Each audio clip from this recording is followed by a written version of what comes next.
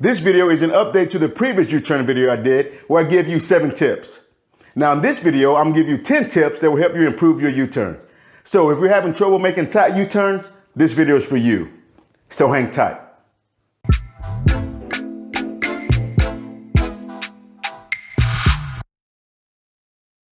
Hey guys, I'm Paul the Motor Guy and welcome to my channel where I pass on riding tips, practice drills, and defensive riding strategies. Now I'm a rider coach, a motorcycle sergeant, and owner and instructor at Prorider, Central Texas. I've done in-depth videos on each of these tips, so be sure to go check them out after this video. I will leave links in the description below. Now tip number 1 is the friction zone. You need to be in the friction zone all the way through the turn until you complete the turn and the motorcycle is straight up and down. Now the sensation that you want is the motorcycle is pulling you around the turn, not coasting.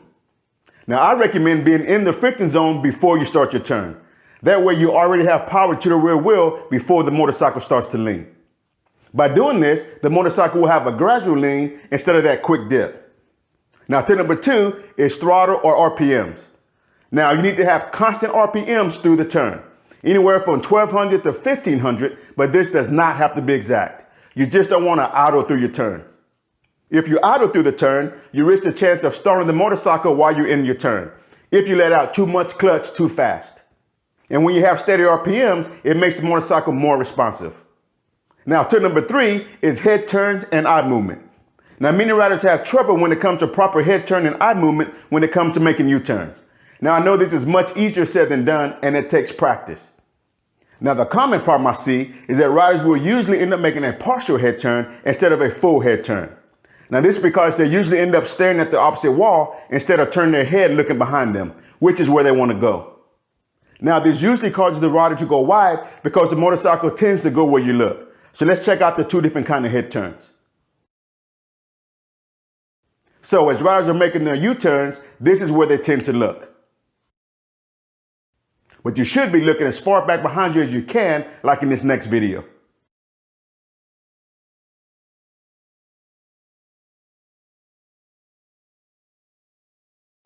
Remember, you want to look where you want to go, which in this exercise is behind you.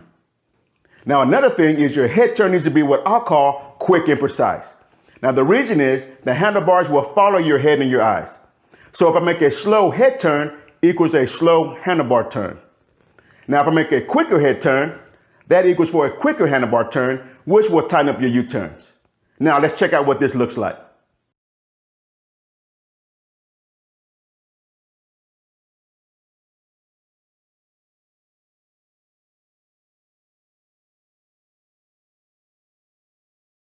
Now, I always say head turn plus proper eye movements equals success.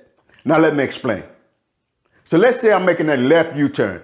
So I turn my head and point my chin in the direction I want to go, but my eyes look to the right. Now, the motorcycle will tend to go where I look, which would be to the right. So I have actually counteracted my head turn. Now, tip number 4 is handlebar turn. Now, the more you can turn the handlebars, the tighter your turns will be.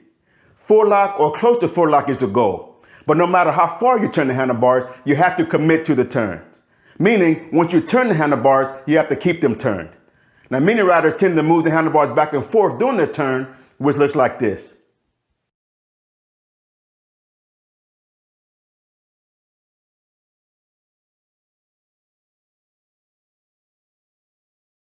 So remember, whenever you open up the handlebars, it makes you go wider.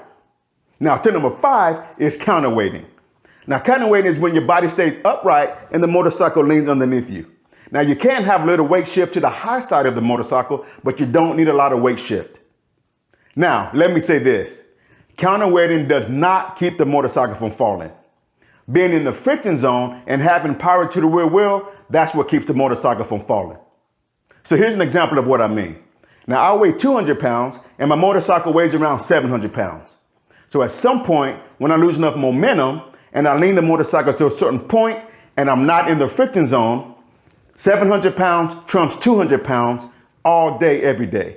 So the motorcycle is going to fall, no matter how far I counterweight off the motorcycle. Now, when you keep your body upright and your eyes level with the horizon, allowing the motorcycle to lean underneath you, it does take away some of the sensation of falling. as opposed to leaning with the motorcycle, which changes your horizon and gives you more sensation of falling. Now this usually spooks riders and makes them either pull the clutch in or put the foot down. Now tip number 6 is feathering the rear brake.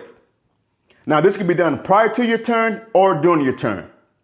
If you can control your speed before starting your turn, then you may not need any brakes or very little brake in the turn. If you find yourself going wide while you're in the turn, you can drag the rear brake, which will take off speed from the motorcycle, make the motorcycle lean more, which will tighten up your turn. Now remember, you're trying to slow the motorcycle down, not stop it. So if you need to slow down while you're in the turn, you want to drag the rear brake pedal, not stomp on it. Now the harder you press on the rear brake pedal, it causes the motorcycle to stand up and come out of its lean, which you don't want. Now the analogy that I give is that you want to pretend like you have an egg between your foot and the brake pedal. Now you want just enough pressure where you can feel the back brake engage, but not crush the egg.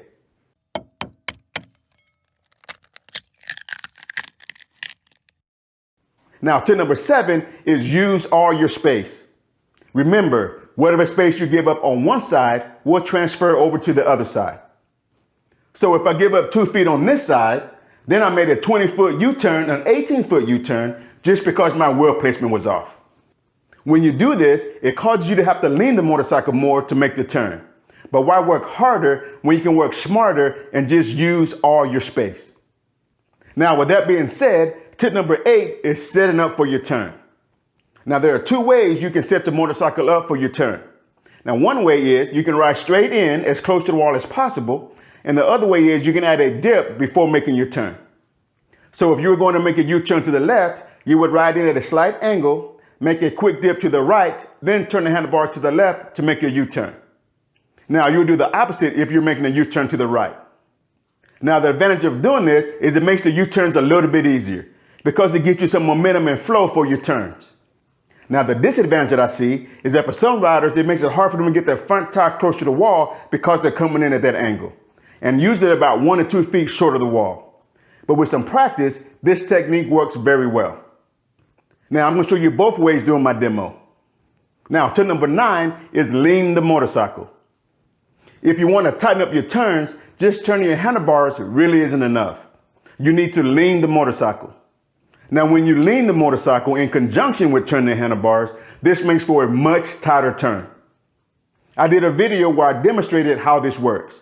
So if you haven't seen that video, be sure to go check it out after this video. I will also leave a link in the description below. Now, tip number 10 is speed. Now, you need your speed to be around 8 to 10 miles an hour. Now, this makes the motorcycle feel more stable. If you ever feel like you're balancing the motorcycle, that means you're going too slow. You need to let out a little more clutch to up your speed. But now remember, too much speed will force you to go wide unless you have quick handlebar turns. Now the U-turn box for my demo will be 20 feet wide. Now I'm going to ride it to the left and to the right and give you some different views. Now as you're watching, I want you to pay attention and try to notice the tips that we covered. So let's go outside and ride this thing. Now as I'm riding in, look how I'm using all my space. Now, if I stop it here, look how my handlebars are turned. I'm looking back over my shoulder. My body is upright and the motorcycle is leaning underneath me.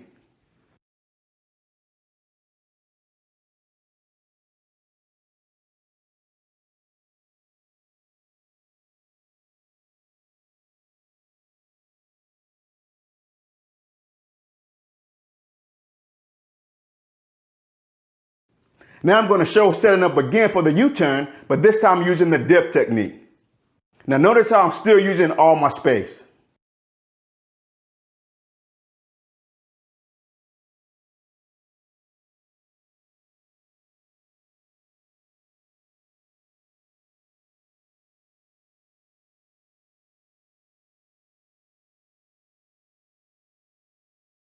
Now the next video will show my RPM during my U-turn.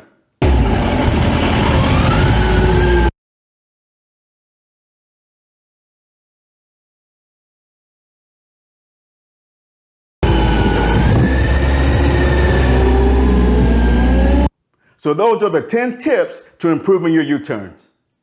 Now I recommend you watching this playlist to see more tips on how to improve your U-turns. Now let me know in the comment section below which tips help you the most. Now, Until next time, practice, practice, practice, and ride safe.